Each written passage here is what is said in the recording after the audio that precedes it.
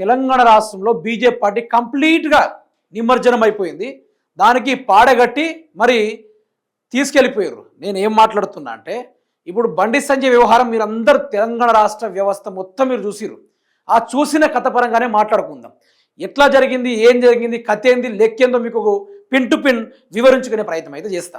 ఈ బండి సంజయ్కి ఎందుకు నట్లు బోట్లు బిగిస్తూ ఉన్నారంటే, ఇతను కొడుకు చేసిన తప్పేం లేదు, ఇతను మంచోడే అని చెప్పేసి ఇప్పుడు కాంగ్రెస్ ఎంపీలు, కాంగ్రెస్ మంత్రులు, కాంగ్రెస్ ఎమ్మెల్యేలు, తర్వాత బీజేపీ ఎంపీలు, బీజేపీ ఎమ్మెల్యేలు, పార్టీ ఇన్ఫ్లుయెన్సర్లు అందరు మాట్లాడుతుంది ఏంటంటే, బండి చేసిన తప్పేం లేదు, కొడుకు తప్పు చేస్తే తండ్రిని ఎందుకు అనాలని చెప్పేసి వీళ్ళు మాట్లాడుతూ ఉన్నారు.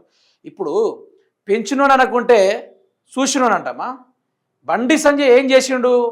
ఆ తల్లి, ఆ బాధితులు ఇంటికి వస్తే మీ కూతురు ఎవరితో తిరిగిందో నాకు తెలియదు, నీ కూతురు పినాయిలు తాగితే టేస్ట్ బాగుందా, మీరు దీన్ని ఇప్పుడే సిట్ డౌన్ చేయకుంటే మేము మిమ్మల్ని చంపేస్తామని కూడా ఇట్లాంటి బెదిరించినప్పుడు ఏటుగా తీసుకెళ్ళి జైల్లో పడేయాలి కదా ఇతన్ని తీసుకెళ్ళి. ఈరోజు ఎందుకు మరి శుద్ధపూస వెన్నపూస నెయ్యి రాసి రాస్తా ఉన్నారు? ఇదంతా లత్కోరేవరాలు, ఇదంతా లత్కోరేవరాలు. కథ చూడండి.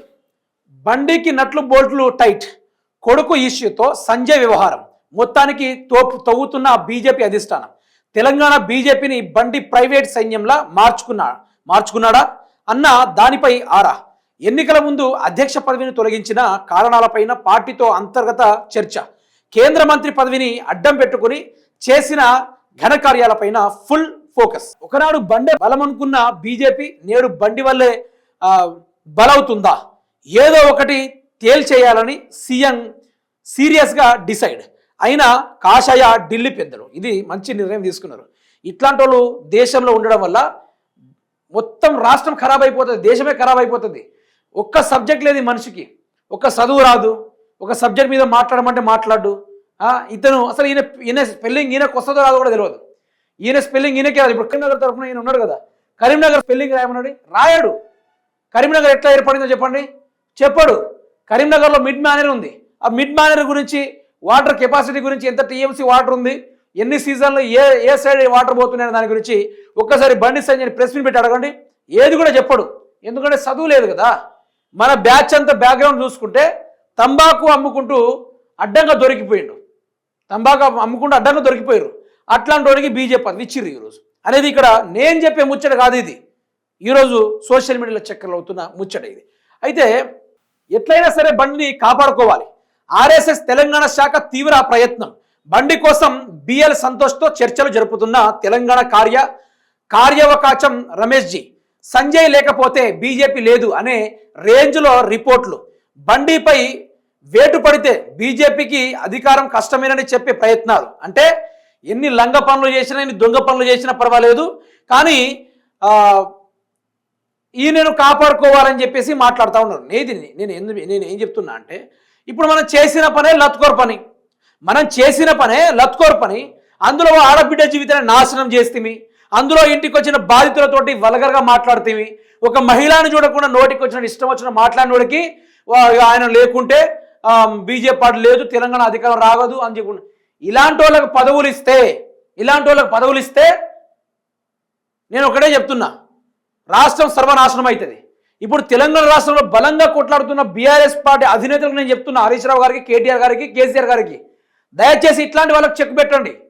మీరు చేస్తున్న ఉద్యమాలలో కూడా ఇటు వీళ్ళ మీద కూడా ఫోకస్ చేయండి. ఎందుకంటే తెలంగాణ అంటే ఒక సురక్షితమైన సిరి సంపదలతో వెదజల్లుతున్న తెలంగాణ, ఇది సంస్కృతికి పెట్టిన పేరు.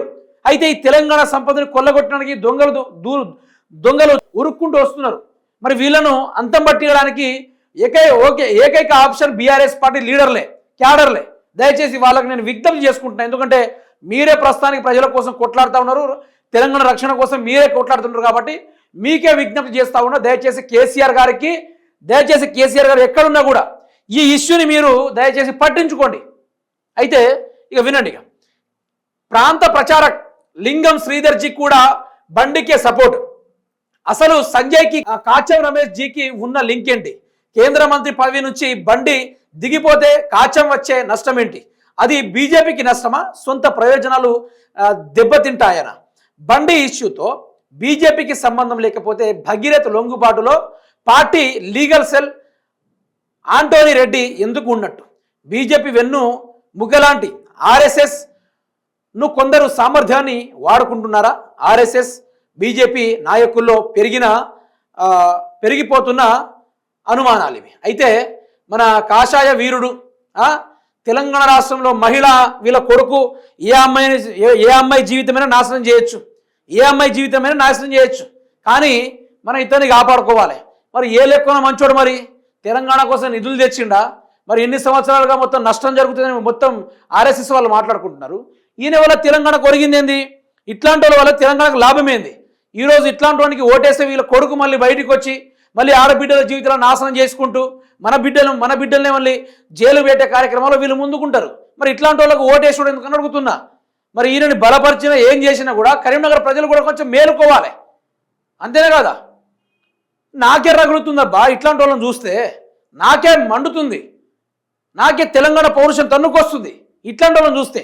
ఒక ఆడబిడ్డని ఇంటికి వస్తే మిమ్మల్ని నేను 8 మందితోటి ఏపించేస్తా, మీరు రేపు అవపడకుండా చేస్తా, మిమ్మల్ని నామరూపం లేకుండా చేస్తా అని చెప్పి నానా రకాలుగా వీళ్ళని రకరకాలుగా ఎన్నో రకాల ప్రయత్నాలు చేపించి ఇది చేస్తూ ఉంటే ఎవరు చూస్తూ ఊరుకుంటారు? ఒకటి చెప్పండి, ఎవడైనా చూస్తూ ఊరుకుంటాడా?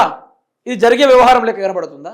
నేను అడిగేది ఏంటంటే ఇట్లాంటి వాళ్ళ వల్ల తెలంగాణ ఆగమవుడు తప్ప మంచిగా అవ్వదు కాదు కూడా.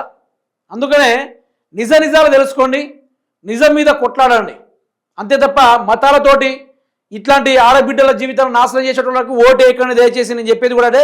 కేసీఆర్ గారికి కూడా నా విన్నతి, దయచేసి ఇట్లాంటి పార్టీ వాళ్ళని దయచేసి తెలంగాణలో తిరగకుండా చేయాలని చెప్పేసి నేను వినతి కోరుకుంటున్నా.